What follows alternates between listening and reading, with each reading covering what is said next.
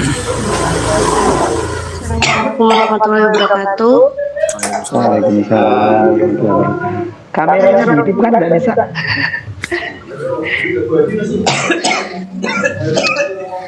Yang terhormat Bapak Muhammad Sholeh Hamid selaku dosen pembimbing mata kuliah Sejarah Peradaban Islam dan rekan-rekan mahasiswa yang berbahagia. Sebelumnya, perkenalkan nama saya Anissa Ramadan Utama sebagai moderator. Adapun topik yang akan kita bahas adalah sejarah peradaban Islam pada masa dinasti Abbasiyah. Saya di sini selaku moderator akan membacakan rangkaian acara pada diskusi kali ini. Pertama, pembukaan. Yang kedua, penyampaian presentasi. Yang ketiga, penyampaian aturan sesi tanya jawab. Yang keempat, penutup. Yang kelima, tambahan materi dari dosen pembimbing. Acara pertama adalah pembukaan. Marilah kita buka dengan bacaan Fatihah. Bismillahirrahmanirrahim. Terima kasih. Bapak sini. Acara selanjutnya penyampaian materi dari pemakalah. Silakan pemakalah. Alhamdulillah, terima kasih atas waktu yang sudah diberikan. Assalamualaikum warahmatullahi wabarakatuh. Alhamdulillah, wassalatu wassalamu ala rasulillah mabaka. Yang kami hormati para alim, para ulama, khususnya Bapak dosen pengampu, Bapak Hamid, yang senantiasa kami rindukan fatwa-fatwanya, juga semua teman-teman yang berbahagia pada hari ini dalam keadaan sehat walafiat. Baik, langsung kami atas nama Ahmad Zainuddin, jurusan KPI semester 1, kami akan memaparkan tentang makalah sebagai tugas kami, yakni dengan tema peradaban Islam pada masa Daulah Abbasiyah. Baik, perlu diketahui bahwasanya sejarah berdirinya dinasti Abbasiyah itu posisinya terletak setelah berakhirnya kekuasaan dinasti Umayyah, yang mana diawali dengan munculnya gerakan oposisi ya, pada saat itu dengan penyebaran propaganda kepada masyarakat, ya, yaitu temanya ada dua. Yang pertama al-musawamah, yaitu persamaan kedudukan, dan yang kedua adalah isu al-islah atau perbaikan, yang mana dilakukan selama bertahun-tahun karena ini menarik kedua kubu antara non-Arab dan orang-orang Arab.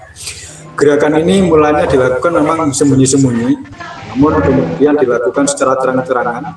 Yang jelas tepat pada tanggal 3 Rabiul Awal tahun 132 Hijriah, Abu al-Abbas as-Saffah dibaiat menjadi khalifah di Masjid Kufah saat itu, ya.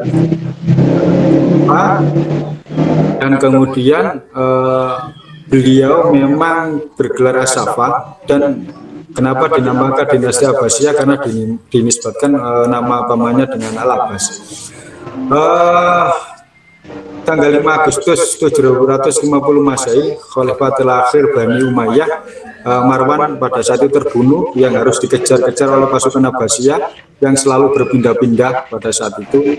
Maka dengan begitu, maka semua kekuasaan berpindah di tangan Abu al-Abbas as-Saffah. Pada saat itu kekuasaannya di Kufah. Nah, bagaimana perjalanan pemerintahan dinasti Abbasiyah? Ini para ahli sejarah ini merangkum dalam 5 garis besar, ya, 5 periode, yang mana periode pertama itu terjadi 750 Masehi hingga 847. Di sini adalah dinamakan masa periode pengaruh Persia pertama, yakni yang berfokus pada penekanan kebijakan perluasan wilayah, di mana periode pertama ini juga disebut sebagai periode keemasan pada saat masanya. Ya, ada beberapa khalifah, ya, yang saya uraikan di presentasi kami melalui video YouTube, siapa saja yang ada di periode pertama. Terus kemudian ada periode kedua yang dikenal dengan pengaruh Turki pertama, karena pada saat itu sangat berpengaruh atau dipengaruhi oleh orang-orang Turki, ya. Didominasi oleh orang-orang Turki pada jabatan-jabatan di pemerintahan. Namun di periode ketiga masa kekuasaan dinasti Bani Buwai dalam pemerintahan Khalifah Abbasiyah ini disebut juga masa pengaruh Persia kedua. Bani Buwai ini sebenarnya hadirnya itu tatkala di mana pada dinasti Abbasiyah itu inginnya untuk menekan Turki agar tidak mendominasi. Nah, malah justru ini lebih buruk dari bayangan ketika Turki ya, lebih buruk lagi. Dan kemudian pada periode keempat ini masa kekuasaan Daulah Bani Seljuk, di mana pemerintahan Khalifah Abbasiyah disebut juga pengaruh Turki kedua, yang mana ini juga tujuannya untuk bekerja sama bagaimana untuk menyingkirkan Bani Buwai pada waktu itu. Malah justru di sini banyak problem ya, artinya banyak perubahan yang sangat signifikan. Salah satunya adalah di mana wilayah-wilayah itu malah justru dibagi kekuasaannya oleh Bani Seljuk.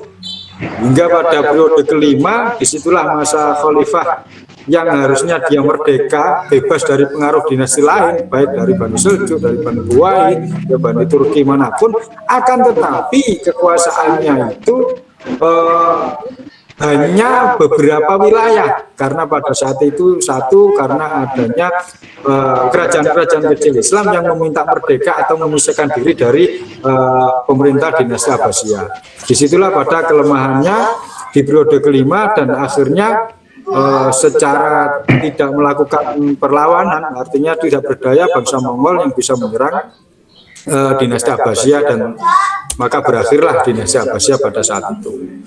Nah, tentang peradaban Islam yang dibangun di dinasti Abbasiyah yang tercatat dalam sejarah yaitu pemerintahannya, tata negaranya bagaimana. Di dalam dinasti itu ada menteri atau wazir yang memang dulu di Banu Umayyah ada, namun sangat rahasia, artinya siapa menterinya, tugasnya apa. Namun ketika di dinasti Abbasiyah menterinya ada. Terus kemudian kemiliteran juga dibentuk pada saat itu, ya bahkan militer itu dibentuk ketika saat masa propaganda itu sudah ada sekitar ratusan ribu pasukan yang disiapkan untuk artinya gerakan untuk oposisi tersebut ya. Namun dalam militer ini ketika dinasti Abbasiyah dinamakan Diwanul Jundi. Kemudian ada istilah gubernur, dulu namanya Amir, kalau saat ini mungkin gubernur, karena mereka yang bertanggung jawab atas wilayah-wilayah yang dibagi sesuai dengan kekuasaan Bani Abbasiyah pada waktu itu, yang bertanggung jawab untuk pajak. Terus kemudian juga ada sekretaris, ya. Biro sekretaris ini berwenang untuk menulis surat, walaupun kadang khalifah sendiri yang menulis surat dengan tangannya. Kemudian ada hijabah atau penjaga pintu, atau ada sumber lain yang mengatakan di situ adanya protokoler pada saat itu. Jadi dinasti Abbasiyah sudah menggunakan protokoler. Kemudian ada juga polisi atau penjaga keamanan. Juga ada kehakiman, disebut kodi ya. Ini tidak ditulis. Kodi, bahwasanya ada cerita dulu juga Abu Hanifah mau dijadikan kodi, namun beliau tidak berkenan, bahkan kemudian harus dipenjara pada saat itu. Terus kemudian ada juga beberapa biro pemerintahan seperti biro pajak, biro kantor pengawas, biro arsip, dewan penyelidik atau intelijen, itu sudah ada pada dinasti Abbasiyah. Kemudian dari segi ilmu pengetahuan itu juga berkembang pada dinasti Abbasiyah. Banyak para ahli, pakar atau pelopor ilmu pengetahuan yang terlahir dari dinasti Abbasiyah yang menguasai beberapa ilmu, diantaranya adalah ilmu tafsir, ilmu hadis, ilmu kalam, ilmu fikih, ilmu tasawuf, ilmu filsafat, ilmu sejarah, ilmu kedokteran, ilmu farmasi, ilmu matematika, ilmu astronomi, fisika, kimia, geografi, beserta para tokoh-tokohnya pada pelopornya pada saat itu.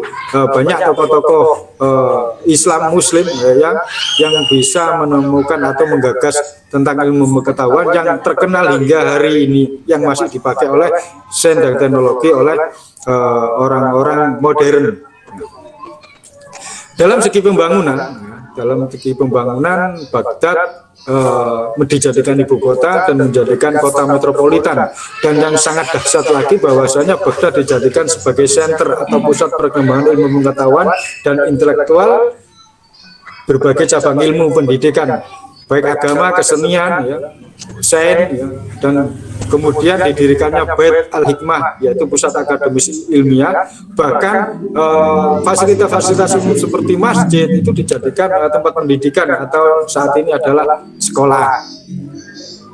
Nah, terus kemudian dalam segi ekonomi,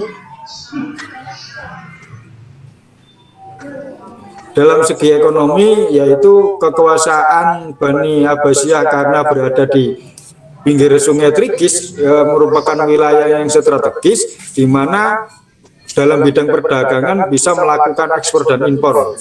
Di sini sangat berkembang, dan selain perdagangan juga pertanian karena tercukupi irigasi, juga perkebunan berkembang pesat didukung geografis wilayah yang subur.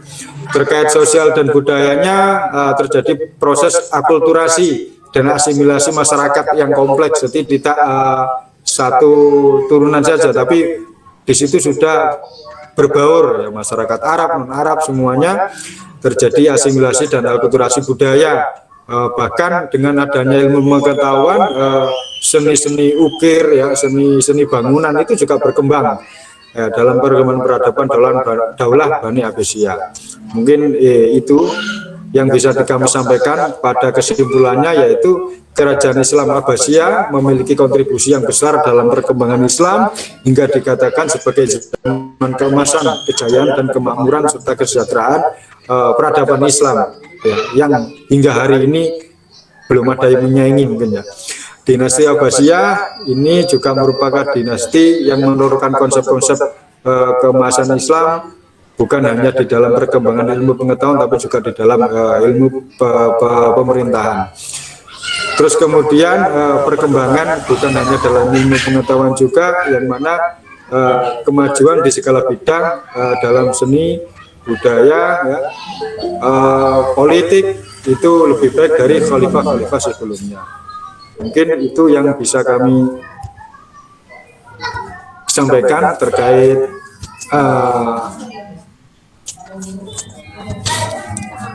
yang bisa kami sampaikan terkait peradaban Islam pada Bani Abbasiyah.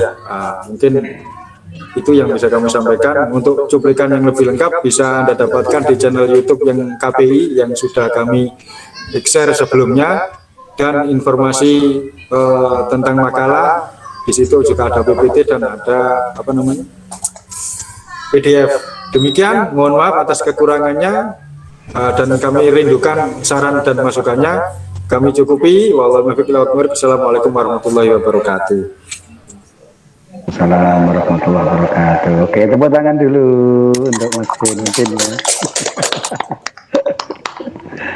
Ayo, Mbak Anissa lanjut. Bagus sekali. Untuk peraturan sesi tanya jawab, sebelum bertanya silakan menyebutkan nama dan nomor absen. Pertanyaan dibuka untuk 3 pertanyaan.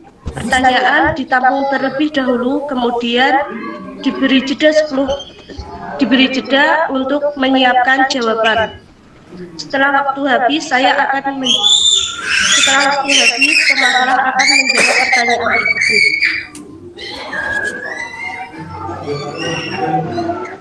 Demikian peraturannya. Silakan yang ingin bertanya, monggo. Ya, monggo disilakan kepada teman-teman, karena pada masa dinasti Abbasiyah ini kan masa keemasan, ya. Pastinya beda lah ketika kita nanti membahas masa keemasan dengan dinasti-dinasti yang lain. Kayaknya kok seru gitu ceritanya. Monggo. Dan teman-teman mungkin yang mau menanggapi nanti lewat moderator ditampung sebagaimana peraturannya tadi. 3 pertanyaan ditampung, baru nanti dijawab satu persatu oleh pemakalah. Yuk, monggo. Assalamualaikum warahmatullahi wabarakatuh. Izin bertanya, Mbak Moderator. Pak Wo dendam Pak Wo. Ya. Ayo, Gak. Mbak Anissa dihidupkan ya. Gara-gara gajah itu Pak. Iya gajah gue tak jawab ya. Gajah dari Yaman menuju ke Arab ya, menuju ke Mekah. Baik. Ayo, nama monggo Mas saya- Bayu, lewat Mbak Anissa. Mbak Anissa ditanggapi Mbak Anissa ya. Ya, Pak. Oke, nama saya Indra Bayu, nomor absen 5. Di sini ada yang mau saya tanyakan. Kalau di makalah itu halaman 9 ya mungkin. Periode kelima. Nah, di sini dikatakan bahwa peradaban pada masa dinasti Abbasiyah itu kan pada masa keemasan dinasti Islam. Nah, di sini mungkin belum terjelaskan dengan jelas apa penyebabnya dinasti Abbasiyah itu kalah dengan dinasti Mongol. Padahal itu sudah termasuk pada waktu jaya-jayanya ya, masa keemasan. Padahal di waktu dinasti Abbasiyah sudah lengkap, baik itu sistem pemerintahan, sistem ilmu perekonomian, atau pengetahuan, teknologi, itu mereka sudah menguasai. Bahkan di sini dijelaskan sampai globe atau peta dunia itu yang mempelopori adalah pada masa dinasti Abbasiyah. Nah, itu kenapa kok sampai bisa kalah sama tentara Mongol? Karena di sini juga dijelaskan banyak dinasti Islam yang memerdekakan atau melepaskan diri. Nah, itu apa masalahnya sehingga mereka dinasti-dinasti Islam itu sampai melepaskan diri? Apakah seperti Timor Leste terhadap Indonesia?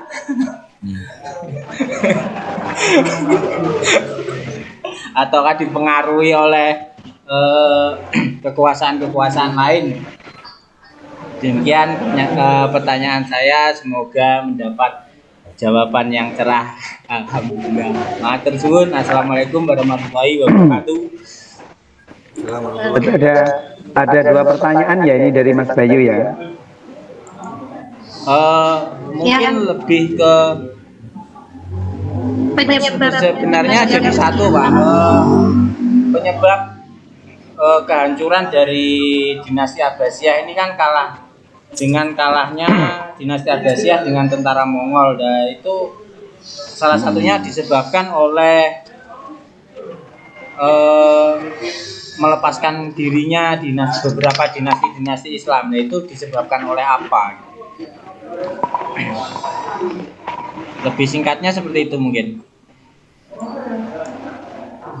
Monggo Mbak Anissa ditambung. Ya, untuk pemakaran sudah jelas ya tadi pertanyaannya. Yang ditanyakan kenapa bisa dinasti Islam itu melepaskan diri dari dinasti Abbasiyah sehingga dinasti Abbasiyah kalah dengan dinasti Mongol. Pertanyaan selanjutnya, silakan.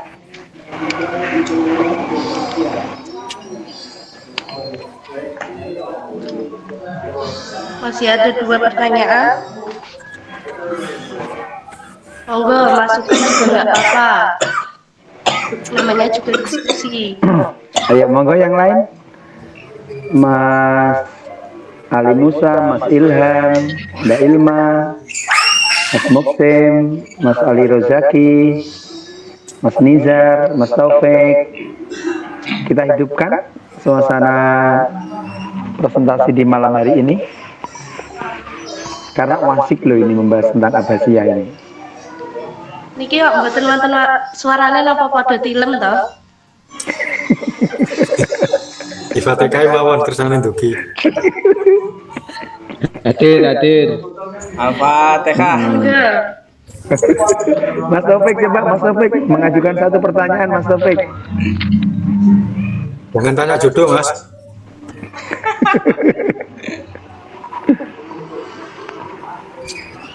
Mas Taufik.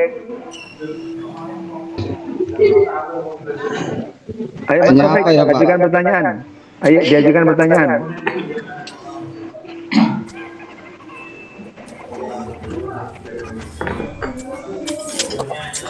Mas Nizar, Mas Nizar.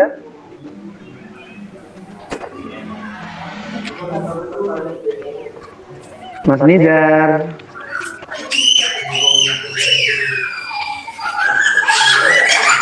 Mbak Ilma, ayo Mbak Ilma, kemarin yang presentasi. Mbak Ilma.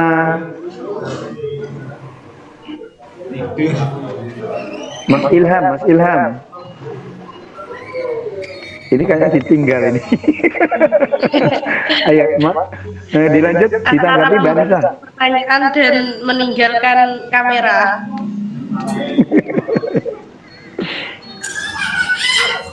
Monggo. Nah, aku hadir loh aku. Tapi ini memang radi lemot. Pak Ketua ya aktif. Lagi dingluyu Pak. Jadi kameranya hidup nanti putus-putus. Mohon maaf. Oh ya.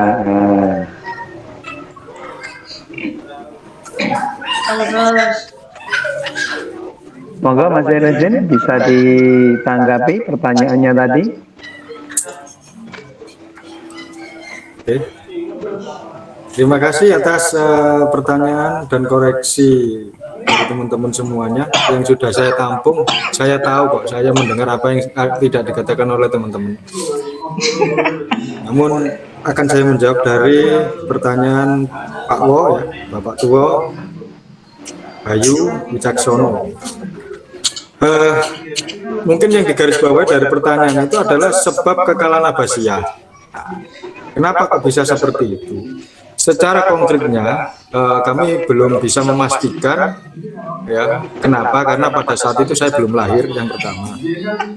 Yang kedua, yang saya sampaikan tadi adalah bahwasanya dengan pecahnya wilayah-wilayah karena munculnya dinasti-dinasti kecil yang ingin memerdekakan atau melepaskan diri dari kekuasaan Bani Abbasiyah, itu menunjukkan secara politik inilah menjadi kelemahan Baghdad pada saat itu. Nah, makanya kenapa kok ketika Mongol menyerang Baghdad pada saat itu mereka tidak berdaya, karena satu, pasukannya mungkin berkurang ya, karena yang kedua bisa jadi karena tidak adanya persatuan antar wilayah yang sudah menjadi dinasti-dinasti kecil tersebut. Yang ketiga bisa jadi karena teknologi perang Mongol itu handal, karena pada zaman itu Mongol disebut sebagai pasukan perang yang paling handal di seluruh dunia, hingga seperempat negara dikuasai oleh Mongol. Ya, walaupun toh kelemahannya musuh Majapahit keok dia. Jadi mungkin karena perpecahan itulah menjadi kelemahan politik dan tidak ada rasa persatuan antar wilayah-wilayah yang sudah melepaskan diri. Itu bisa jadi sebab kekalahannya Abbasiyah yang tidak, artinya yang tidak berkutik sama sekali dan tidak bisa membendung tentara Mongol pada saat menyerang itu. Terus kemudian pertanyaan yang ikut, pada kemasan itu kan harusnya pada Bro 5 kenapa kok terjadi kekalahan? Itu jadi begini Pak Wo. Pada Bani Abbasiyah kenapa dikenal sebagai zaman keemasan peradaban Islam?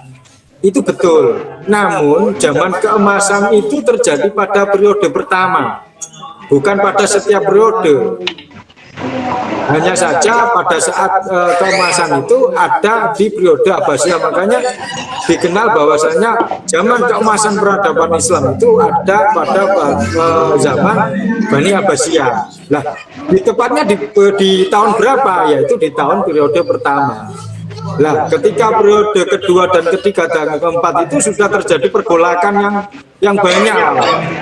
Yang kedua itu terjadi dominasi kekuasaan, yang ketiga terjadi pembagian wilayah oleh Bani Buai, ya, kemudian terjadi tiga wilayah kan itu yang dibagi kepada saudara-saudaranya. Terus kemudian yang keempat akhirnya terjadi lagi di mana banyak dinasti-dinasti kecil yang ingin memerdekakan diri. Begitu. Nah, pada hancurnya itu pada periode kelima, Pak Wong. Pada hancurnya itu sudah mulai terkikis di situ. Jadi yang dikatakan periode keemasan itu sebenarnya pada Bani Abbasiyah itu pada periode pertama. Jadi cuma ketika kita mengenang zaman keemasan peradaban Islam itu dinisbatkan pada bahwasanya pada saat Daulah Abbasiyah lah peradaban Islam itu maju dan menjadi zaman keemasan dari peradaban Islam, yang mana dilahirkan para intelektual Islam ya dengan syekh dan keilmuannya. Begitu Pak Wong. Mungkin itu mungkin kalau kurang mungkin Bapak dosen pengampu bisa memberi masukan, kritik, saran atau mungkin sanggahan. Terima kasih, itu yang bisa kami jawab. Bagaimana penanya? Apakah sudah jelas atau ingin menambah jawaban tadi? Alhamdulillah agak sedikit jelas ya, mungkin ya mungkin pendapat saya lebih ke mungkin kelemahan politik kenegaraan atau kebersatuan dari Bani Abbasiyah itu sendiri. Mungkin pada waktu itu yang dikatakan oleh pemakalah adalah masa keemasan itu pada masa atau periode pertama. Periode pertama. Jadi periode pertama itu adalah keemasan bagi Bani Abbasiyah pada dinasti Islam. Nah, tapi kelemahan dinasti Islam pada masa Bani Abbasiyah mungkin adalah sistem kedinastian ya, atau kekerajaan atau kepemimpinan yang individual. Jadi banyak dinasti-dinasti yang setelah merasakan kenyamanan dari apa yang dicetuskan oleh Bani Abbasiyah seperti perekonomian, politik militer, mungkin mereka merasa memiliki kekuatan sendiri-sendiri. Jadi ingin melepaskan diri sebagai dinasti-dinasti yang merdeka.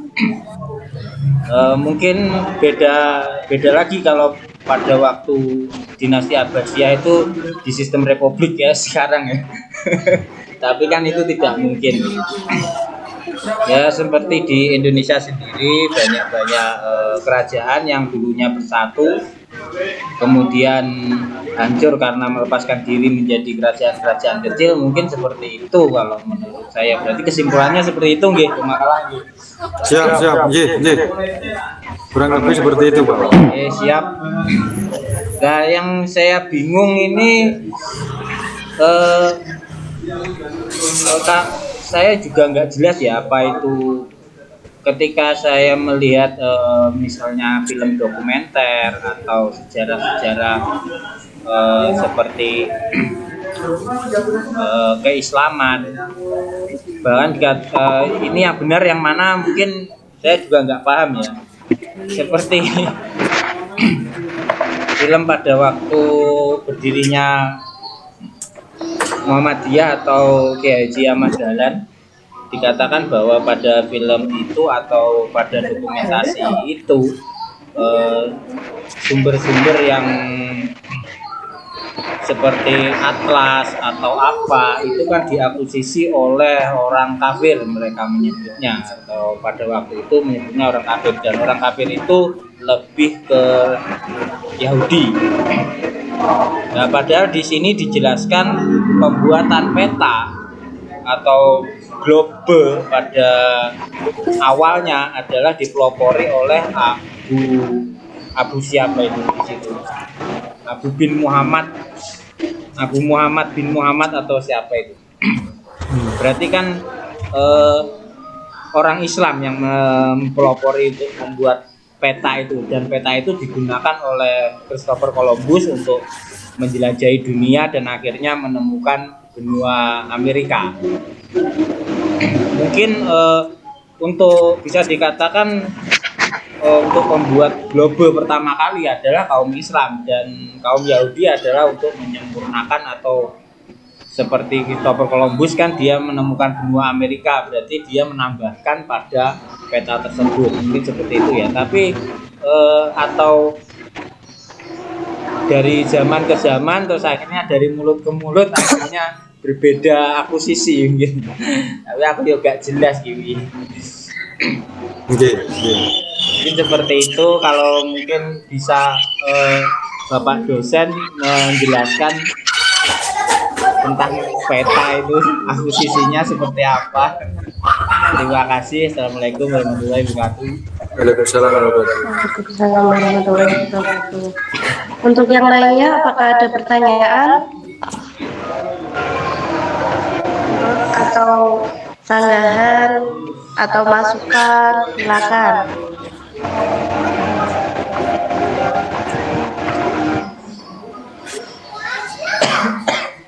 Monggo. Mari kita berdiskusi supaya hidup suasananya. Ayo, mungkin dipanggil satu-satu Mbak Anissa, teman-temannya dipanggil satu-satu biar ikut dalam forum diskusi gitu ya. Ayo monggo Mas Ali Musa. Edi. Bertanya atau memberi masukan.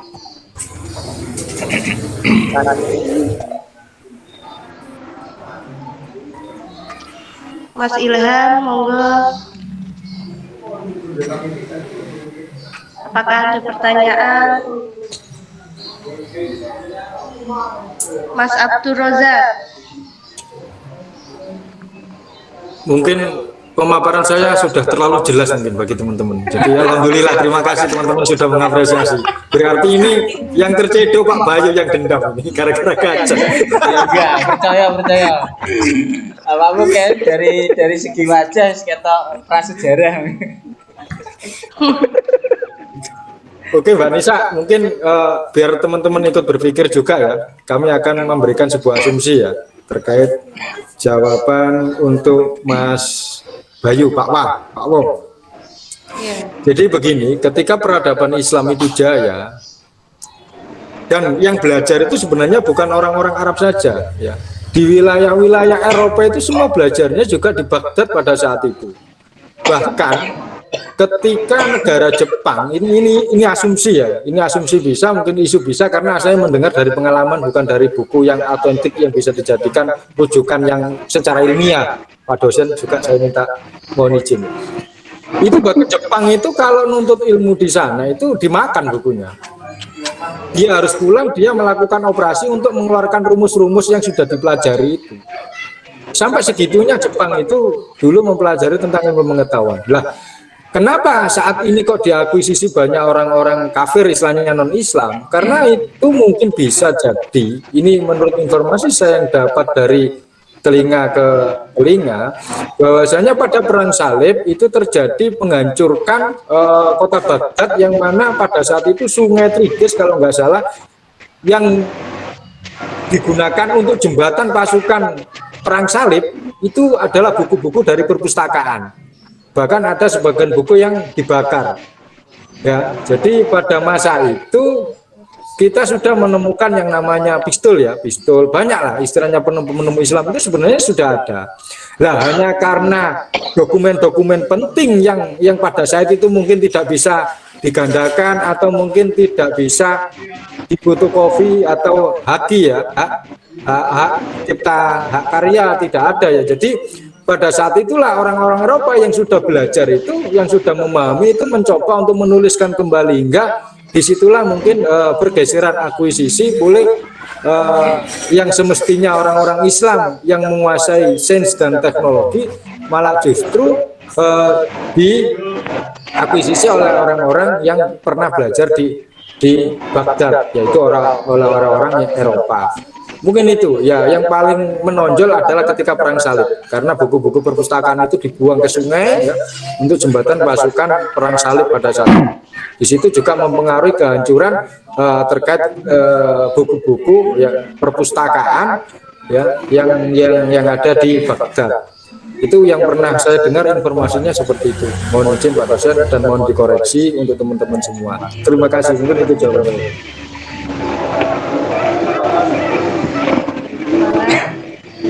Boleh bertanya? Ya, silakan menyebutkan nama dan nomor absen. Oh, perkenalkan nama jelas. Alasan kuat kenapa Bani Abbasiyah ingin memberikan dinasti tersendiri dan alasan untuk buat sama mengapa itu perlu karena kekuasaan. Tolong diulangi lagi, kurang jelas. Bisa dicek gimana? Ya, dicek di WA gimana? Ini saya di warung. Ya, nggak apa-apa, ditulis saja nggak apa-apa, di WA nggak apa-apa. Saya terima, ini penting bagi saya.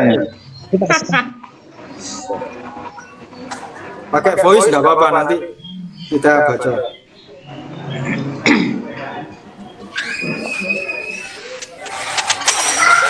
Yang lainnya, monggo Mas Nizar, Mas Gozali, Mbak Ilma. Mbak Nisa tanya enggak Mbak Nisa?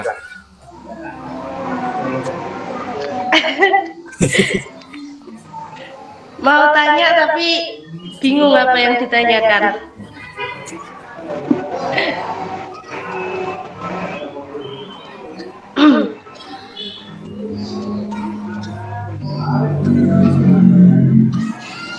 Yang di chat kiranya sudah dicoba dicek ya, yang di chat yang ditanyakan oleh Mas siapa tadi? Limusa. Sudah ada apa belum? Belum Pak, bentar. Oh, belum. Kalau saya boleh menanggapi tentang tadi ya, tentang Mas Bayu tadi, mengapa kok zaman Abbasiyah pada zaman keemasan kok bisa kalah dari bangsa Mongol gitu ya? Yang perlu kita garis bawahi seperti yang dimakalahkan oleh Mas Zainuddin kan, bangsa Abbasiyah itu dikategorikan dalam 5 kategori. Disebutkan kategori pertama pengaruh Persia pertama, pengaruh Turki, pengaruh Persia kedua, dan lain sebagainya. Dan menurut sumber-sumber yang lain, kalau menurut Muhammad Hudoribek itu hampir sama, cuma beda istilah ya. Di periode pertama, periode kekuatan dan penuh karya. Periode kedua, berkuasanya Raja-Raja Turki. Periode ketiga, Buwayhi, dinasti Saljuk 4, dan yang kelima, Bani Abbasiyah. Namun kala itu memang hanya di sekitar Arab, hanya di sekitar kota Baghdad saja. Sementara banyak kerajaan-kerajaan kecil yang sudah memerdekakan diri, dan dari situ dapat kita ambil kesimpulan bahwasanya benar juga yang dibilangkan oleh Mas Zainuddin, masa keemasan dari agama Islam pada periode itu adalah di masa yang pertama, masa-masa yang dipimpin oleh Abul Abbas As-Safa, Abu Ja'far Al-Mansur, terus Abu Muhammad Al-Mahdi, banyak lagi ya, Harun Ar-Rasyid, Abu Ja'far Harun Ar-Rasyid, Musa, Muhammad Al-Amin, dan lain sebagainya. Itu memang masa-masa keemasan. Namun setelah itu keadaan Bani Abbasiyah memburuk ya, dengan berbagai faktor, adanya Bani Saljuk, Buwayhi, dan lain sebagainya, sehingga pada masa yang terakhir runtuhnya Abbasiyah itu disebabkan oleh 2 faktor internal dan faktor eksternal. Nah, faktor internal itu yang pertama adalah lemahnya khalifah. Khalifah yang terakhir secara politik memang lumayan lemah karena tidak mampu untuk mengatasi adanya banyak sekali negara-negara atau gubernur-gubernur yang memerdekakan diri. Itu adalah karena kelemahan kekuasaan atau kelemahan keilmuan kepolitikan mungkin juga menentukan. Terus yang kedua, faktor internal adalah persaingan dengan bangsa lain. Karena kala itu juga terjadi persaingan antara bangsa Mesir, Maroko, Syria, Irak, Persia, dan Turkiya. Mereka saling berlomba-lomba untuk bisa menjadi yang terbaik. Terus yang kedua, yang ketiga adalah karena kemerosotan ekonomi. Mengingat Bani Abbasiyah itu berkuasa selama hampir 6 abad, dan yang pertama adalah keemasan. Kiranya seusainya itu adalah masa-masa kemunduran. Salah satunya adalah kemunduran di bidang ekonomi. Sehingga pada kala itu banyak sekali pejabat-pejabat yang menjadi abdi negara. Namun karena banyak wilayah-wilayah yang memerdekakan diri, sehingga anggarannya sangat menurun. Seharusnya upeti dibayarkan oleh wilayah-wilayah tersebut, karena mereka memerdekakan diri, tidak memberikan upeti. Dalam artian, dalam istilah pepatah kita sebut dengan besar pasak daripada tiang, gitu ya. Karena abdi negaranya banyak, namun insentif pendapatannya kurang, sehingga agak kacau pada masa itu. Terus yang keempat itu adalah konflik keagamaan. Kita tahu bahwasanya di zaman Abbasiyah salah satunya memang ada pada Harun ar-Rasyid ya, di situ kebebasan berpikir, sehingga untuk ilmu-ilmu filsafat mereka mempunyai pendapat-pendapat yang berbeda, sehingga banyak sekali bermunculan kaum Mu'tazilah, terus dan kaum-kaum yang lain, Mu'tazilah dan masih banyak lagi ya itu di kaum-kaum itu, Asy'ariyah, Mu'tazilah dan lain sebagainya. Sehingga karena perbedaan itu mereka tidak bisa disatukan, karena perbedaan idealisme, mau nggak mau mereka tetap pecah belah. Itu di antara adalah faktor-faktor di internal. Sementara faktor eksternal adalah adanya perang salib, yang mana kita tahu kalau perang salib itu sangat menelan banyak korbannya. Kiranya di masa yang pertama saja, berdasarkan sumber yang saya baca, ini ada 70.000 jiwa yang mati pada perang salib tersebut. Kalau kita melihat perang salib kan banyak sekali ya sejarah-sejarahnya itu. Perang pertama, 2, 3 itu semuanya banyak menelan korban jiwa.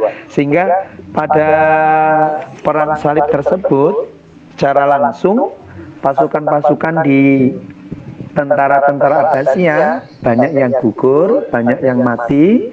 Secara otomatis ketika TNI-nya banyak yang mati, keamanan negara pun juga tidak bisa kuat sepenuhnya. Terus yang kedua, selain perang salib adalah dari serangan bangsa Hulagukan atau bangsa Mongol. Ketika tentaranya sudah banyak yang meninggal dalam perang salib, sehingga bangsa Mongol kala itu dengan kekuatan penuh bisa dengan mudah untuk menghancurkan atau memporak-porandakan negara Abbasiyah. Itu adalah faktor runtuhnya dari kerajaan Abbasiyah. Ada faktor internal dan faktor eksternal. Kalau tentang globe, berdasarkan materi-materi yang saya baca pun juga bahwasanya globe itu dibuat adalah oleh Abu Abdullah Muhammad Al-Idrisi Al-Qurtubi. Namun ini sejarah dari orang Islam ya. Mungkin nanti ketika kita membaca sejarah dari orang Nasrani, kemungkinan juga akan berbeda versi, karena sejarah itu tergantung yang menceritakan. Ketika yang menceritakan itu nggak memihak Muslim, nggak memihak Kristen, itu nanti ceritanya pun akan bisa real atau jujur. Namun ketika sejarah itu ada keberpihakan pada salah satu pihak, pasti itu nanti akan menyudutkan pihak-pihak yang lain. Namun kalau sumber yang saya baca, bahwasanya yang membuat globe yang pertama kali adalah Abdullah Muhammad Al-Idrisi.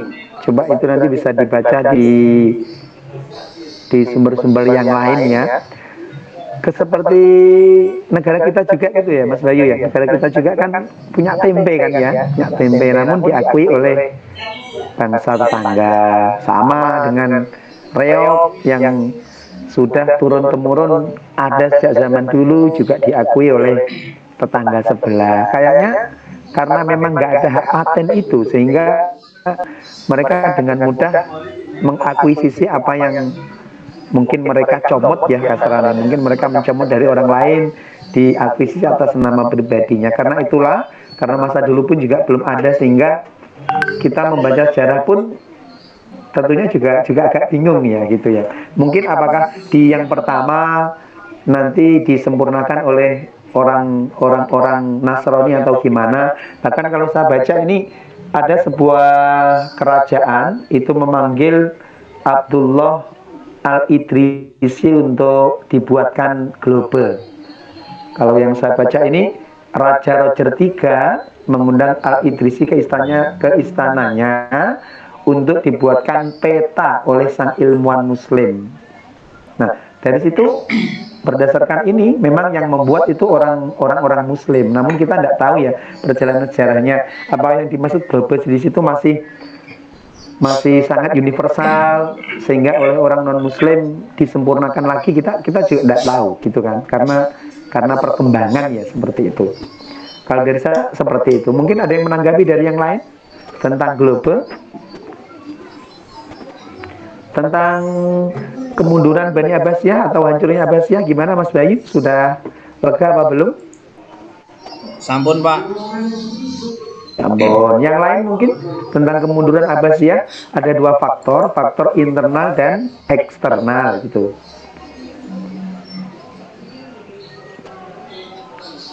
Oke, cukup ya. Terus tentang globe mungkin. Tentang globe mungkin ada yang mau menambahkan tentang globe? Mungkin ada yang sudah membaca literatur yang lain. Mas Zainuddin sendiri mungkin sudah membaca referensi yang lain.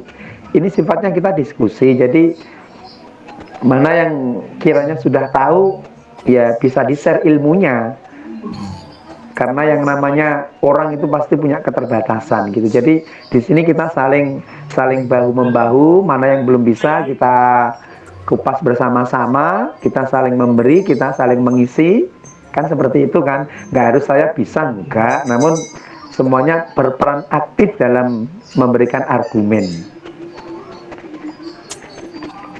Saya kira mungkin Mbak Anissa, gimana monggo. Mungkin belum terkait tentang global, belum pernah baca belum terkait itu. Dan terima kasih untuk penjelasan yang lebih detail terkait hancurnya dan dinasti Abbasiyah tadi. Memang seperti itu Bapak. Nggak terbaca saya. Terima kasih. Mungkin ini ada Mbak Nisa dibacakan dari itu yang tadi Mas Ali tadi. Ada pertanyaan dari Mas Ali Musa Mutakin, nomor absen 11. Alasan kuat mengapa dinasti Abbasiyah memiliki kemauan untuk mendirikan dinasti tersendiri, dan mengapa umat Islam berlomba-lomba untuk mendirikan dinasti tersendiri. Terus, mengapa ada perpecahan di antara umat Islam? Kan agama Islam rahmatan lillah, tidak, dan Rasul tidak pernah mengajarkan orang Islam berperang dengan orang Islam. Itu pertanyaan dari Mas Ali Musa Mutakin. Yang pertama diulangi Mbak Anissa, pertanyaan yang pertama. Untuk yang pertama, alasan kuat mengapa dinasti Abbasiyah memiliki kemauan untuk mendirikan dinasti tersendiri.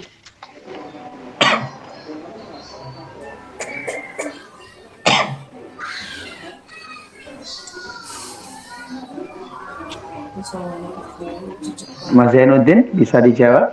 Siap Pak, mohon izin Pak. Terima kasih Mas Ali Musa. Jadi begini, terkait kenapa sih dinasti Abbasiyah pada saat itu istilahnya mendirikan daulah ya, mendirikan dalam sejarah yang kami baca bahwasanya pada saat itu masyarakat menganggap dinasti Umayyah mulai menyimpang. Menyimpang dari apa? Yaitu ajaran Al-Quran dan As-Sunnah.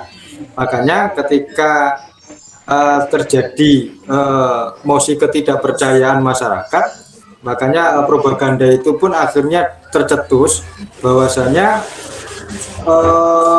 propaganda itu ada dua. Yang pertama yaitu untuk bagaimana mengembalikan ajaran Islam atau pemerintahan itu sesuai dengan Al-Quran dan As-Sunnah. Dan yang apa tadi?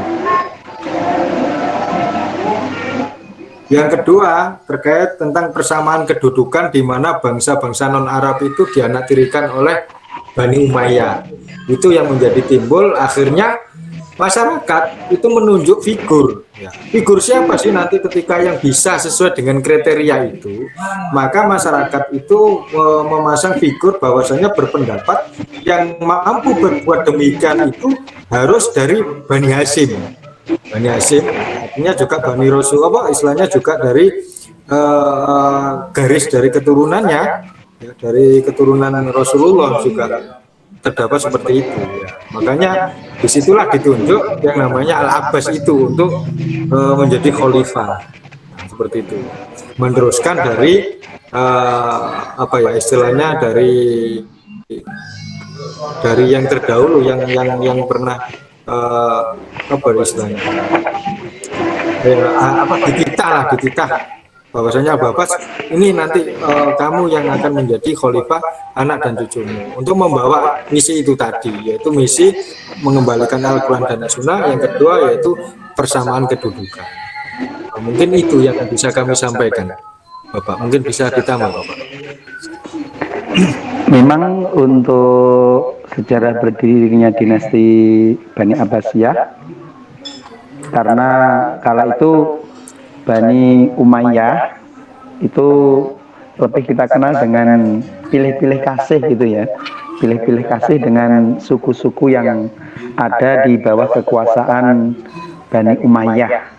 Kala itu sangat terjadi perbedaan lah ya, beberapa suku yang ada di situ, bahkan bangsa Arab lain pun yang ada di situ pun juga sangat dianaktirikan. Jadi ketika pergerakan Abbasiyah, mereka ditanggapi oleh masyarakat yang dianaktirikan oleh Bani Umayyah dengan adanya propaganda tentang persamaan kedudukan itu memang benar ya. Kita tahu juga bahwasanya di sejarah berdirinya Bani Abbasiyah itu meliputi 3 kota. Kota yang pertama sebagai penggagas yang kita kenal dengan kota Humaimah atau Yordania. Di Yordania itulah dijadikan pusat perencanaan dan organisasi. Terus di kota Kufah itu sebagai penghubung, kota penghubung antara kota Humaimah dengan kota Khurasan.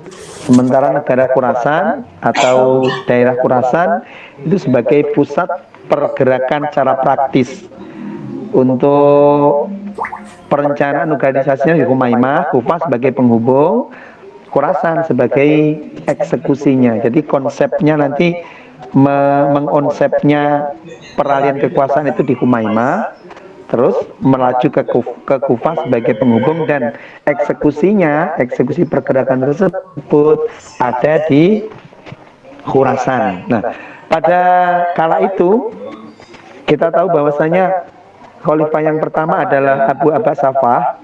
Yang pertama menggagas adalah ayahandanya, kemudian dilanjutkan oleh putranya atau kakaknya Abu Abbas As-Saffah. Kemudian kala itu di Bi'at yang menjadi khalifah pertama kali adalah Abu Abbas As-Saffah. Bahkan di buku yang saya baca itu juga menyebutkan antara Bani Umayyah dengan Bani Abbasiyah secara garis keturunan itu mereka Bani Abbasiyah lebih berhak untuk memegang kekuasaan, memegang raja-raja dari dinasti tersebut. Karena kita tahu bahwasanya Bani Umayyah sejarah berdirinya itu karena memang Muawiyah sangat mahir dalam ilmu politik. Secara garis keturunan itu memang lebih dekat ke Bani Abbasiyah, sehingga mereka mempunyai pandangan bahwa Bani Abbaslah yang harus bisa memimpin dan mengembalikan kekhalifahan dari Umayyah yang kala itu memang salah satu atau beberapa rajanya banyak sekali yang menyimpang dari ajaran agama. Ceritanya seperti itu. Untuk pertanyaan pertama, gimana? Sudah bisa dipahami?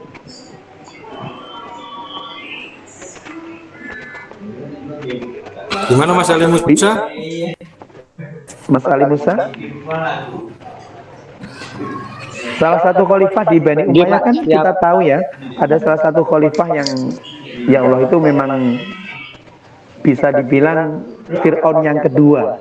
Karena memang apa? Karena memang kebejatan akhlaknya. Bahkan seorang raja itu melakukan liwat atau akhlak-akhlak lain yang tidak seharusnya dilakukan oleh seorang raja. Jadi banyak sekali terjadi penyimpangan-penyimpangan ajaran agama yang dilakukan oleh seorang raja, sehingga mengundang protes yang sangat banyak dari masyarakat-masyarakatnya. Salah satunya adalah dengan adanya gerakan Bani Abbasiyah untuk mendirikan khilafah atau dinasti baru. Seperti itu. Terus pertanyaan yang kedua gimana Mbak Anissa? Pertanyaan yang kedua. Untuk pertanyaan yang kedua, dan mengapa umat Islam berlomba-lomba untuk mendirikan dinasti tersendiri? Monggo. Mas Zainuddin, bisa ditanggapi? Baik Pak. Terkait kenapa umat Islam berlomba-lomba dalam mendirikan dinasti tersendiri, untuk saat ini saya belum bisa mendapatkan data secara otentik terkait kenapa seperti itu. Namun pada sejarah yang ada, pada saat yang saya ketahui di saat Bani Abbasiyah itu memang artinya bagaimana mereka itu ingin memiliki otonomi wilayah sendiri. Makanya di situ muncullah kerajaan-kerajaan kecil, walaupun toh ada memang kerajaan besar yang ingin merdeka, dan oleh khalifah pada saat itu, ya, terutama di khalifah di periode kedua dan seterusnya, itu memang diizini, diperbolehkan. Gitu. Nah, kalau saya gabungkan dengan pertanyaan yang ketiga ya, terus kenapa kok dinasti kenapa terus ada perpecahan di antara umat Islam? Itu sebenarnya bukan dititik beratkan pada umat Islamnya, tapi dititik beratkan pada politik dan kenegaraan, bagaimana mengolah sebuah bangsa. Jadi seperti itu yang mungkin bisa tak sampaikan. Sementara itu mungkin Bapak dosen bisa meluruskan atau mungkin mengoreksinya. Demikian, terima kasih. Untuk Mas Zainuddin, tadi disebutkan yang kedua Khalifah Abu Ja'far berarti ya. Di situ apakah ada keterangan memperbolehkan wilayah-wilayah kecil untuk memerdekakan diri? Ada keterangannya? Kalau literasi yang beberapa buku yang kami pelajari ya terkait itu, memang di situ tidak disebutkan pertentangan, Bapak. Di dalam sejarah yang saya baca tidak ada pertentangan, memang ada dua konotasi yang berbeda. Satu meminta memerdekakan diri, yang kedua ingin membebaskan diri. Tapi di situ dalam dua kata yang sama itu tidak saya temukan kata perang. Nah ini yang tidak saya temui kata perang itu. Berarti secara otomatis bagaimana mungkin bisa jadi saya sempadankan dengan kasus kejadian ketika Bani Buwaihi, yang mana pada saat itu kekuasaan Bani Abbas berpecah dibagi menjadi 3 waktu itu.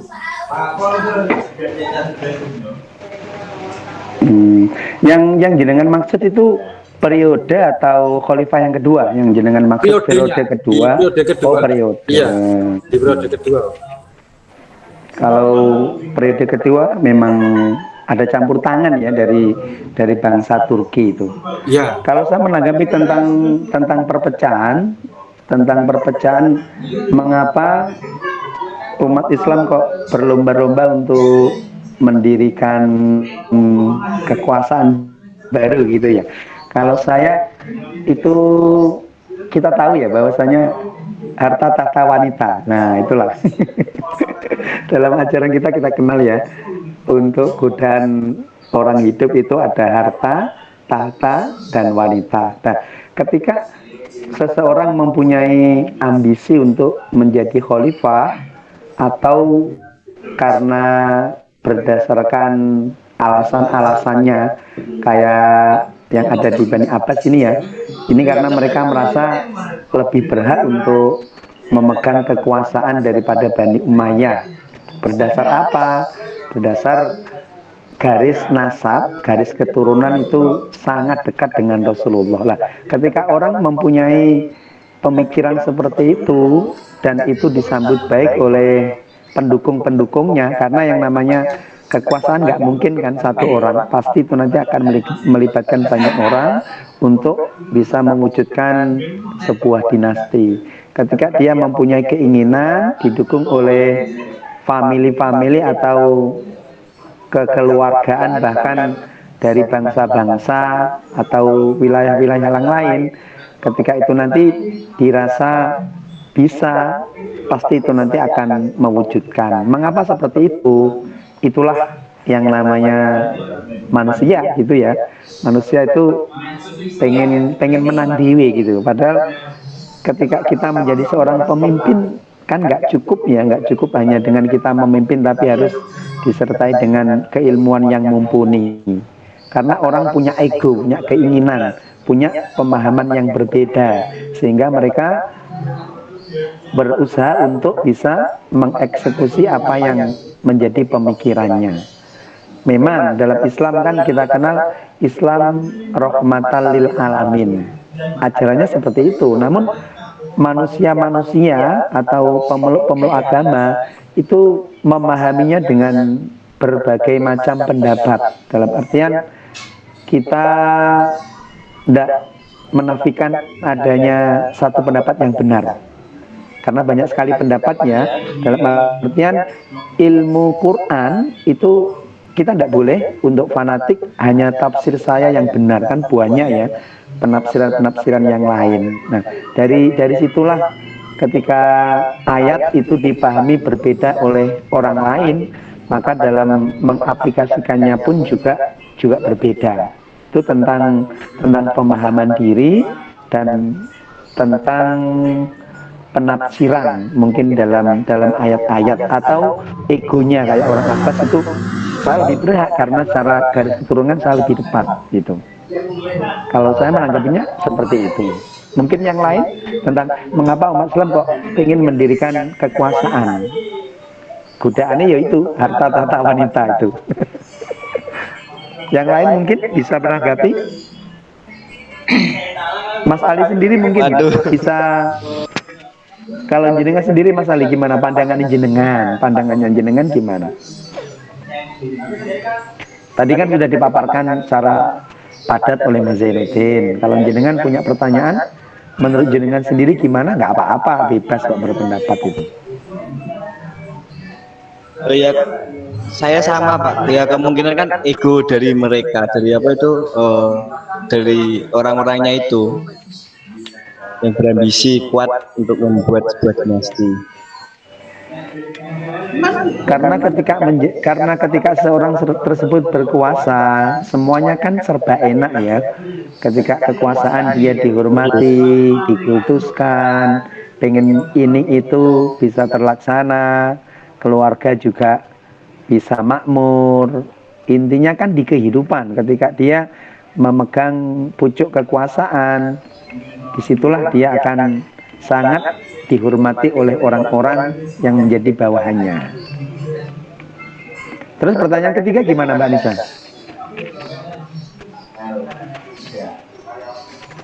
Ya itu tadi, mengapa ada perpecahan di antara umat Islam tadi.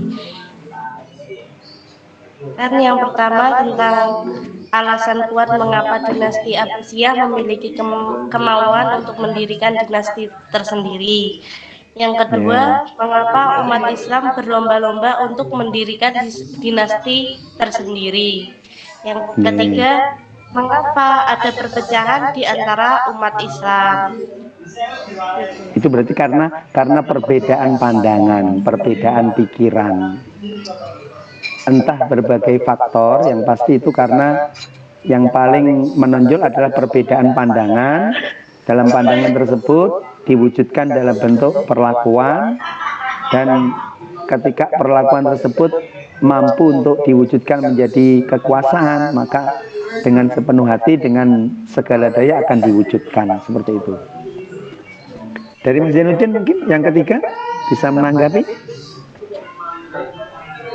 Iya Pak, terkait memang kenapa kok Islam terjadi perpecahan. Kalau konteks perpecahan itu dalam Islam itu hanya ada dua, yaitu satu karena perbedaan pandangan atau paham, ya, antara fanatik dan tidak, dan yang kedua mungkin perpecahan itu karena ada sebab-sebab internal dan eksternal, ya. Kalau terkait perpecahan itu, makanya tadi saya jawab kalau perpecahan Islam kalau di dinasti ini itu bukan konteks keagamaan, tapi bagaimana mungkin dalam konteks politik, ya, politik, pengolahan sumber daya, atau mungkin perasaan memang berhak, atau mungkin juga karena satu wilayah, satu rumpun, ya, satu rumpun atau satu suku atau persamaan nasib, ya, mungkin itu. Nah, kalau itu dikaitkan Islam, ya sangat runyam gitu loh. Karena kalau Islam itu justru malah merajuk pada bagaimana terjadinya Sunni dan Syiah tentang pandangan yang berbeda atau paham. Nah, kalau perpecahan Islam yang non paham, ya artinya yang perpecahan karena internal eksternal itu karena perbedaan pandangan, ya bukan paham. Artinya mungkin ada yang mungkin lebih bisa dikatakan pendapat. Itu sebenarnya bukan perpecahan, tapi saya menyingkapi itu adalah suatu hikmah bagaimana Islam itu bisa berkembang sebenarnya. Contoh perpecahan Islam itu mungkin kayak yang saat ini atau zaman dulu yang pernah terjadi itu antara Kiai ini, Kiai A dengan Kiai B akhirnya berselisih gitu ya. Terus akhirnya Kiai A pergi dari lingkungan rumah mendirikan pondok atau apalah istilahnya kultur baru di wilayah yang lain, toh sama-sama juga mengajarkan Islam. Jadi karena itu karena perbedaan pendapat saja, malah kalau kita menyikapi bukan perpecahan tapi menyikapi hikmahnya bagaimana Islam itu bisa tersebar hingga ke pelosok. Mungkin itu Bapak yang bisa kami sampaikan terkait perpecahan Islam pada saat dinasti-dinasti itu. Oke, terima kasih Bapak. Mungkin bisa dikoreksi. Untuk perpecahan itu mungkin yang dalam moderasi beragama, ya, dalam moderasi beragama faktor utama untuk menolak adanya perpecahan adalah memperkuat paham moderasi beragama. Seperti di Bani Abbasiyah itu memang faktor internal runtuhnya Abbasiyah adalah karena adanya konflik keagamaan, perbedaan pandangan baik dari Mu'tazilah, Syiah, Sunni, ataupun dari Islam garis keras. Sehingga ketika mereka mempunyai satu pandangan yang dianggap benar, mereka akan memperjuangkan bahkan nyawa pun yang menjadi taruhan. Nah, untuk menyikapi hal itu, kita harus memperkuat tentang adanya paham moderasi beragama. Dalam moderasi beragama itu ajarannya adalah tengah-tengah, Islam garis tengah gitu ya. Islam garis tengah itu gimana? Maksudnya Islam yang tidak terlalu ekstrim, juga tidak terlalu kontekstual. Moderasi itu jalan tengah, tidak terlalu ke kanan, tidak terlalu ke kiri. Kalau kita tahu Mu'tazilah, Sunni, Syiah ini orangnya memang sangat kuat dalam paham-pahamnya. Namun mereka menganggap bahwa mereka adalah yang paling benar lah. Itulah yang seharusnya dihilangkan sedikit demi sedikit, bahwasanya kebenaran yang sejati itu adalah milik Tuhan. Kalau kita mengacu pada sebuah hadis, perbedaan adalah sebuah kelaziman, perbedaan adalah rahmat. Sehingga kalau orang menyadari perbedaan adalah rahmat, itu nanti tidak akan terjadi yang namanya konflik. Karena yang maha benar hanyalah Allah Subhanahu wa Ta'ala semata. Sementara kalau mereka menafsirkan tentang ayat-ayat atau punya paham-paham yang lain, kan itu hanya seputar retorika atau logika saja. Namun yang sebenarnya kebenaran itu hanya milik Tuhan. Ketika seorang mempunyai moderasi beragama, nggak terlalu fanatik, nggak terlalu kontekstual, itu nanti akan mewujudkan yang Islam rahmatan lil alamin. Kalau Mas Ali, pemahaman saya seperti itu. Mengapa banyak konflik? Karena banyak terjadi fanatisme atau terjadi garis keras, memahami ayat-ayat yang dikehendaki hanya mereka yang benar.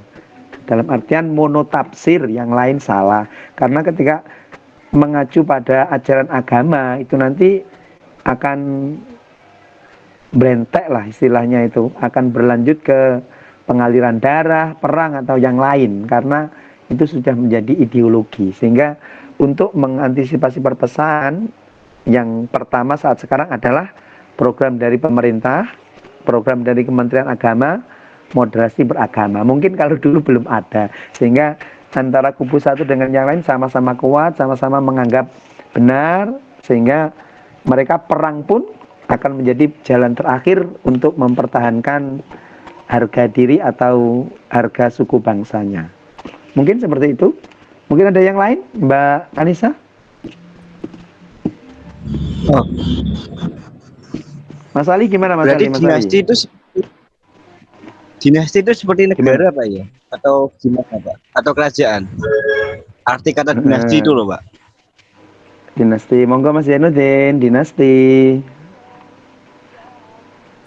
Siap, ya. Jadi dulu itu namanya kalau kerajaan itu kan di wilayah Asia ya pakai istilah kerajaan.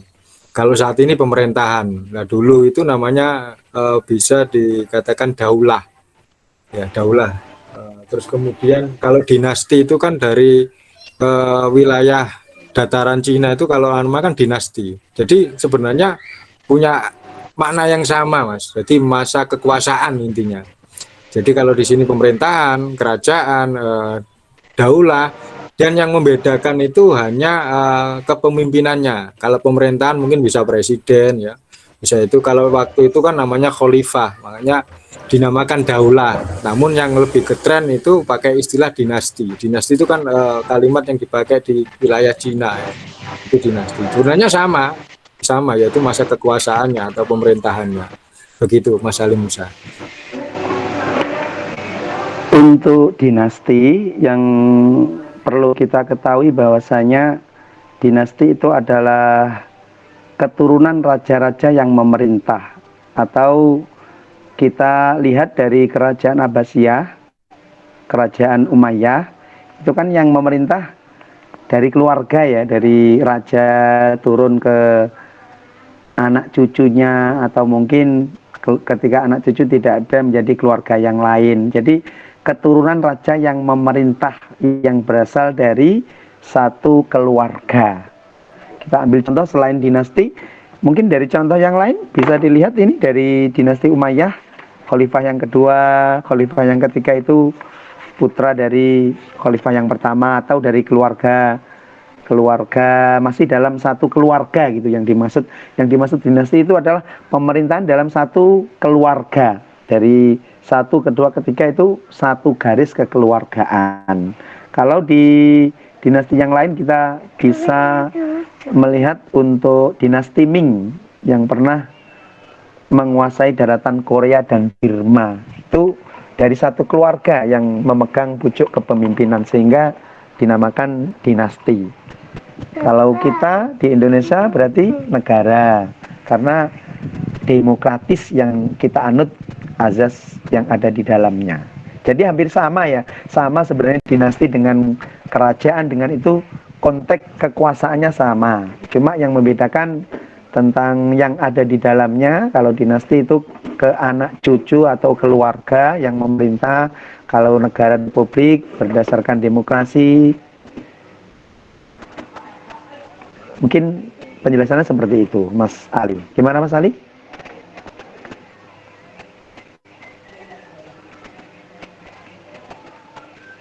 Mas Oh Ali? iya Pak, siap.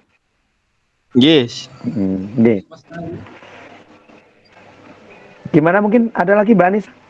Sudah cukup apa belum? Mas Nizar ini kayaknya ingin mengutarakan pendapat. Monggo, yang Mas lainnya. Nizar. Siap, ngapunten nembe on. Dari tadi menyimak Pak, insya Allah sudah cukup paham dan Monggo, jelas monggo. nih posisi di kantor MWC di Jember nih. Gimana Mas Nizar? Ada yang mau ditanggapi? Sampun Bapak mungkin cukup. Ampun nggih. Karena Nggih, cekapan. makalahnya Zainuddin ini lo lengkap sekali Lengkap. kok. Sumber-sumbernya banyak. Bener. Sehingga kita memahami makalah yang ada itu udah sangat gamblang. Tinggal kita menambah sedikit-sedikit, mungkin ada yang perlu diganjalkan gitu. Kayaknya ini waktunya sudah habis ini Mbak Anissa. Gimana mungkin yang lain? Apakah yang perlu ditanggapi lagi? Mas Zainuddin siap untuk menjawab ini. Ini momen langka ini, saya mau jawab ini. Momen langka ini. Silakan tanya apa saja. Bener. Nah, yang lain lagi mungkin. Oh, Pak Lurah. Gajah dari Mekah. Bisa. Oke, monggo. Monggo Mas Indra. Oh, jelas. Oke. Monggo Mas Kepala. Oke, monggo.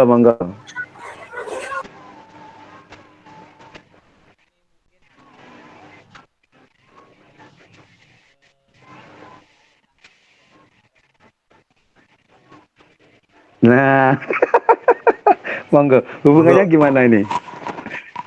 Kok bisa berhubungan gimana Mas Bayu? Coba diutarakan.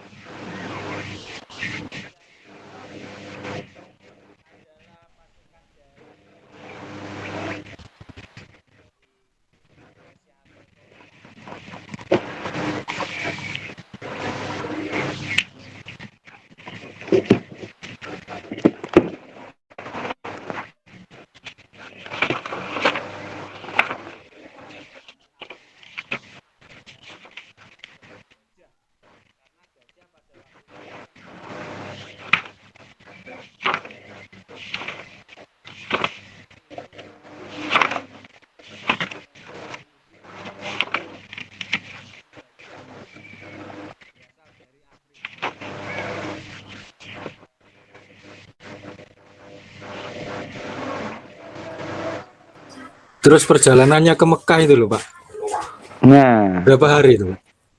berapa bulan itu?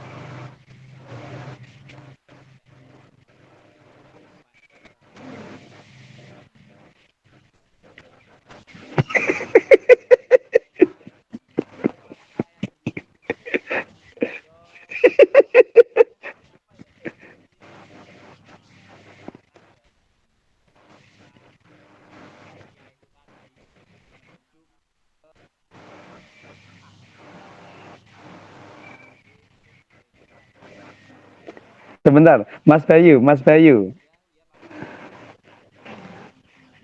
Kalau dari buku saya ini Raja Abraha itu dari Yaman. Berarti impor gajah dari Afrika gitu ya. Kalau berdasarkan buku yang ada pada saya, pada saat itu kota Mekah diserang oleh pasukan gajah yang dipimpin oleh Abraha bin As-Sabah Al-Habsyi dari Yaman. Berarti impornya gajah dari Afrika didatangkan ke Yaman, terus diarahkan untuk menghancurkan Mekah gitu. Atau mungkin referensinya yang lain dari Mas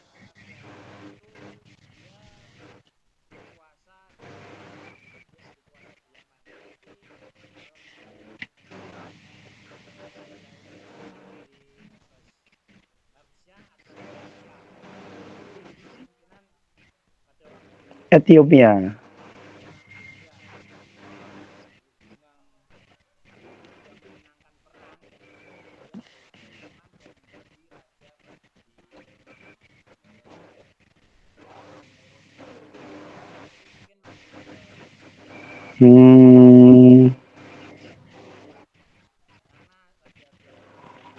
Ya.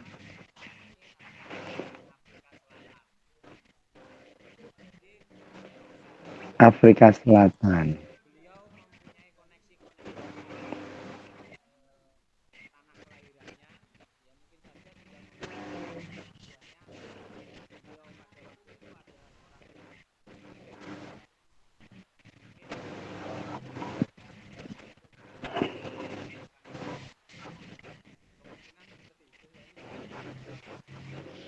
Karena dibel ngono ya Mas Bayu ya. Berarti tinggal ngoling aja Mas Bayu ya, datangkan gajah ke sini gitu.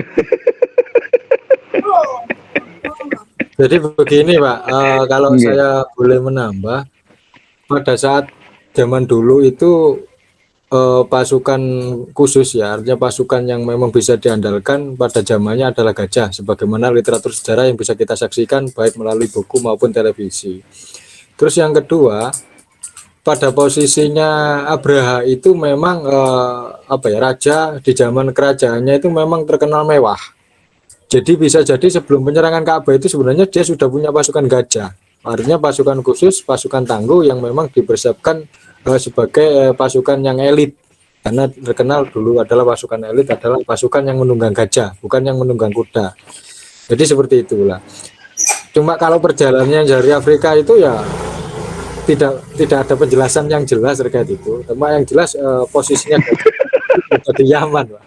Sudah ada di Yaman, kemudian karena ada iri atau gimana, akhirnya dia berangkat dengan perjalanan itu tadi ya, perjalanannya untuk menuju Mekah untuk menyerang Ka'bah itu tadi.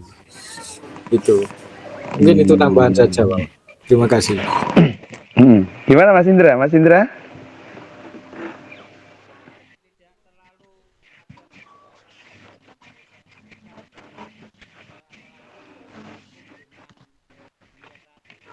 Bukti-bukti.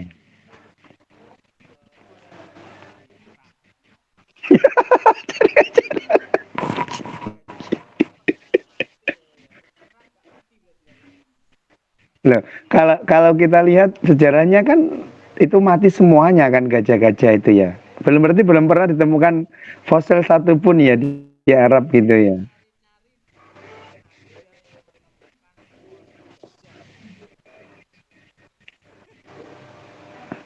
Padahal kalau mati kan pastinya nguburnya di Mekah ya, Pak Bayu ya.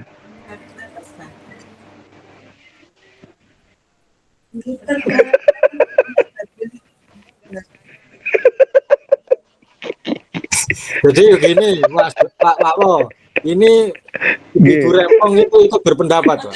Ini ada diskusi di belakang saya. Ketika burung ababil membawa batu itu kemungkinan itu justru malah tidak berbentuk, Pak. Karena panasnya, karena batu itu diambil dari neraka ya, yang sudah mengikuti proses, mungkin itulah yang melenyapkan fosil, bukan fosil, artinya gajah itu sampai ke tulangnya. Namun kalau secara ilmiah ini kan perlu adanya bukti gitu saja. Ya, cuma kalau secara garis ilahiyah bisa jadi mungkin habis semuanya, Pak. Ya, habis semuanya, bahkan ya yang mungkin sebagai gambaran pada saat itu ketika tentara itu kan jelas punya aksesoris, Pak. Aksesoris ya, mungkin tentara atau mungkin karena apa kain atau mungkin benda-benda dari logam atau pedang. Itu juga kan belum pernah ditemukan pedang pada dinasti Puja Abu Lahab. Nah, seperti itu. Mungkin Raja Abraha. Bisa jadi itu mungkin habis semuanya itu, Pak. Ya. Ini yang menjadi saksi kunci ini adalah burung ababil. Coba kita cari burung ababil, Pak. Mungkin bisa ilmiah. Oke, berarti Mas Bayu ini dikembangkan lagi ke burung ababil ya. Kayaknya jawabannya Mas Bayu udah bagus kok, dari Afrika diarahkan ke Yaman karena Raja Abraha adalah pasukan elit. Setelah berkuasa di Yaman baru menuju ke Mekah untuk menghancurkan Ka'bah. Berarti yang menjadi saksi kunci burung ababilnya Mas Bayu. Bisa dicek Mas Bayu mungkin untuk pertemuan mendatang ya. Aduh. Enggak, gini Mas Bayu, pertanyaan ini kan bagus ya, kita nggak pernah kok selama ini menggali sedetail itu dari mana gajah, tapi semisal kita kalau menggali itu akan menambah wawasan gitu loh. Nanti Mas Bayu coba digali tentang burung ababil di Google ya, bentuknya piye, terus watune itu berapa ribu derajat Celcius karena diambil dari neraka kan. Kalau tadi bilang Mas Jonidin nggak berbentuk sampai panas gitu. Mungkin ada yang lain ini, Manizar kayaknya seweru ini Ada referensi fosil burung ababil ditemukan, Mas. Bentuk batu itu sudah dihargai berapa M gitu. Coba di browsing Mas Bayu. Itu coba nanti mungkin ada sejarahnya mungkin. Burung ababil berbentuk batu. Iya, fosil. Ada pernah saya menemui fosil burung ababil, Pak dosen. Jadi seperti itu. Mungkin bisa digali di Mbah Google ya. Semakin berkembang. Bagus ini nggih. Bagus kok. Saya yang lain coba Mas Nizar, Mas Rozak, Mas Muksim, kayaknya kok nggak ada komennya sama sekali ini. Mas Taufik, apa kita ditinggal marung ngono.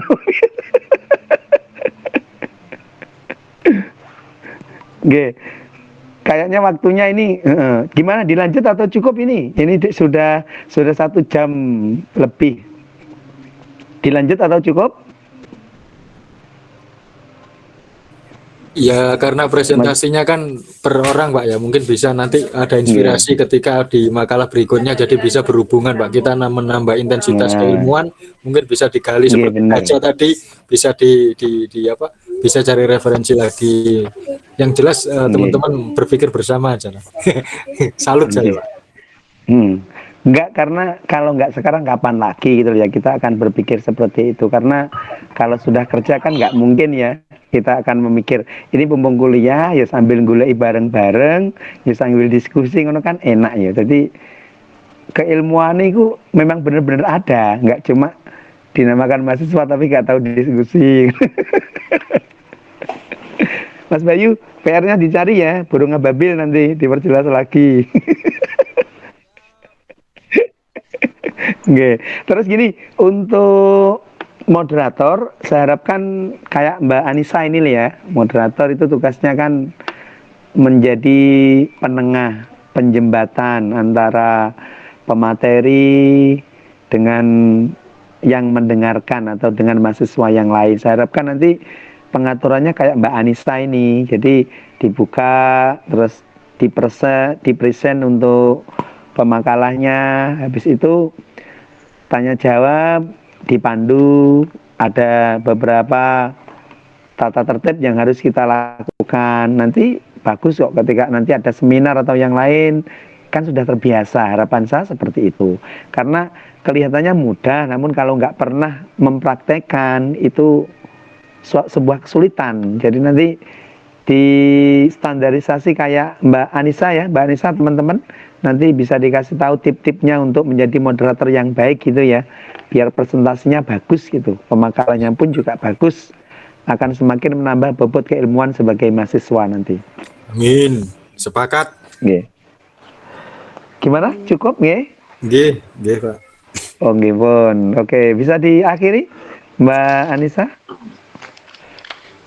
Tidak terasa kita sudah sampai di penghujung acara. Saya selaku moderator, terima kasih kepada rekan Zainuddin telah mempresentasikan makalah dan telah menjawab pertanyaan dari audiens, dan terima kasih kepada audiens yang telah menanggapi dari materi-materi tadi. Dengan harapan apa yang disampaikan bermanfaat bagi kita semuanya. Apabila dalam penyampaian terdapat salah kata dan kekurangan, saya selaku moderator meminta maaf yang sebesar-besarnya. Mentari senja telah tenggelam, hujan turun mulai. Kami tutup presentasi dengan salam. Wassalamualaikum warahmatullahi wabarakatuh. Waalaikumsalam. Tepuk tangan semuanya. Terima kasih, Pak.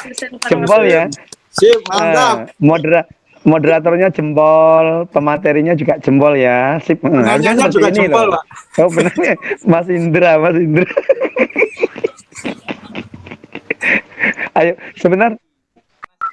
Nah, coba kameranya dibuka. Kita Prasetya. Kameranya dibuka, kita foto bareng ya, ayo. Semoga mereka berdua tidak punya dendam pada yang lain. Bahaya kalau mereka berdua punya dendam yang lain. Pertanyaan nih, Mas Nizar kok diorat-arat karena pertanyaan. Mas Zainuddin yang kritis iki ngono. Ayo difoto, siapa ini yang bisa foto? Difoto untuk dokumen kita. Mas Zainuddin difoto ya dari jenengan ya. Siap, Pak.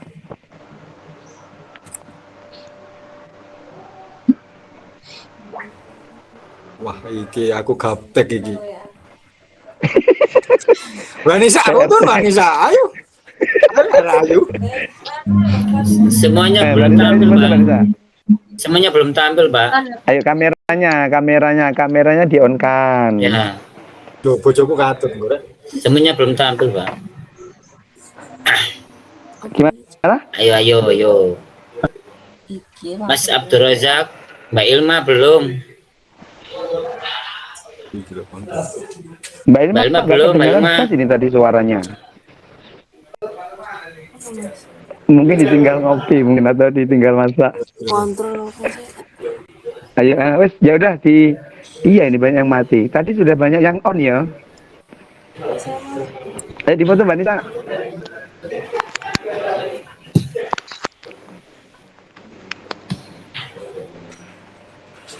Sudah, Mbak Nisa. Sambung. Sudah. Gini kalau HP. Oh ya nggak apa-apa, HP aja nggak apa-apa. Yang penting ada gitu ya. Nggih, enggak apa-apa. Oke, ya. Jempol sekali ya hari ini. Saya tepuk tangan lagi.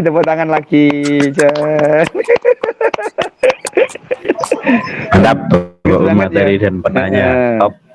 Nah, semuanya hebat-hebat kok, makalahnya hebat, moderatornya pinter, bagus kok. Terus gini, untuk pertemuan berikutnya Mas Yusuf Dan Mas Ali Roza gimana? Sudah buat apa belum? Mas Yusuf, Mas Ali? Belum Pak, belum proses Pak. Loh, mosok tuh. Turun nyicil blas tau awet winginane. Sudah kok Pak, sudah. Tinggal merapikan kok Pak. Oh, tinggal merapikan. Biar Yaudah, kelihatan tidak siap Pak. Iya. Biar dilewati yang lain. iki bakal ngenteni giliran iki. Iya Ya, nih Mas Pak. Ali Rozak. Mas Ali Ngeri Pak, Rozaki kalau sama Mas pertanyaan tentang gajah sama tadi burung ababil, Globi. kata globe, Kalian buka kebun binatang. padahal jawabannya singkat loh Pak. Gajah itu dari jawabannya Afrika, gimana? dari Afrika, sedangkan Raja Abroha itu dari Arab Selatan. Ya, Jadi gajahnya itu ngambil di Arab Selatan, di Yaman itu dekatnya dari apa? Dari Afrika, Ethiopia dan segalanya itu Pak. Jadi gajah diseberangkan, dibawa Abroha ke Mekah untuk perang gitu aja. Maksudnya ini Enggak. ngangkut kapalnya piye li? Maksudnya. Nah, ikhlas urusan kono sih zaman Nabi Nuh sudah ada kapal. Mulai kan literatur tentang Iya, angkutan iya. itu. Kita aja kan? Ayo literatur angkutan itu piye? Ngono lho maksudnya tak tekoni iku. di Itu Timur sama halnya Truk, pertanyaan pada Mas. waktu dulu Nabi Nuh itu membuat kapal. Ayo, gimana ayo literaturnya? Oh itu jelas itu. Isinya dalam dari Al-Quran. mana? Nah, ini sama juga kan? Nah jangan heran tuh loh, gajah itu punya lambung yang besar loh di perutnya sehingga bisa berenang atau digiring ke antar daratan. Tuh, gajah itu iso Gajah. berenang, ta, Mas? Iso berenang gajah. Lambung perutnya kan besar Pak. Bisa Pak. Hmm. Kalau memang Berarti itu nggak digiring tenggelam ke ya? nggak tenggelam. Saya belum pernah gajah tenggelam, tahu gajah tenggelam. Saya baru tahu kalau gajah itu nggak tenggelam itu. Bisa Pak, bisa berenang Pak. Cuma kedalaman berapa kurang tahu ya. Gitu lah. Ayo sudah Pak, sudah saya print screen Pak, tinggal kirim Pak. Ya udah, ayo gini ya. Dari saya selaku pengampu materi ini, kalaupun ada kurang lebihnya mohon maaf, dan saya sangat bahagia kok bisa bersama mahasiswa yang hebat-hebat semuanya, superior semuanya. Oke, dan saya akhiri, wassalamualaikum warahmatullahi wabarakatuh. Waalaikumsalam. Waalaikumsalam. Saya live dulu ya. Dilanjut Iya, temu kangennya nggak silakan, Mas. apa-apa, monggo. Nggih. Iya.